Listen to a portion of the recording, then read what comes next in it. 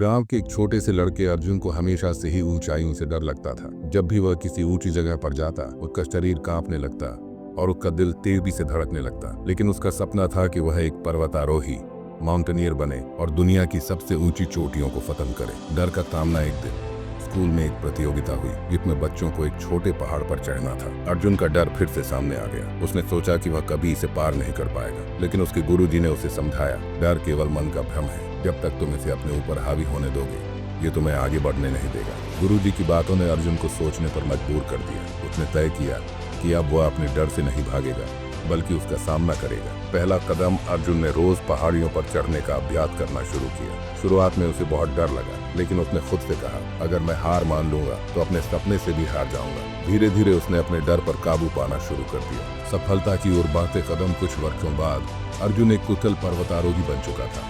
उसने कई ऊंचे पहाड़ों पर चढ़ाई की और अपनी सीमाओं को पार किया। लेकिन उसका सबसे बड़ा लक्ष्य अभी भी अधूरा था, माउंट एवरेस्ट पर चढ़ना।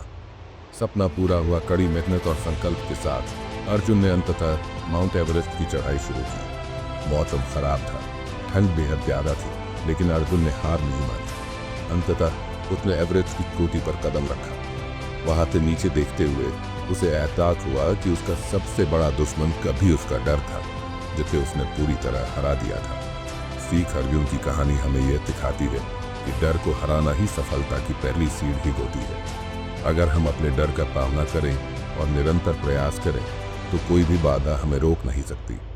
सफलता उन्हीं को मिलती है जो अपने डर से हार नहीं मानते, बल्कि उसे हराकर आगे बढ़ते हैं।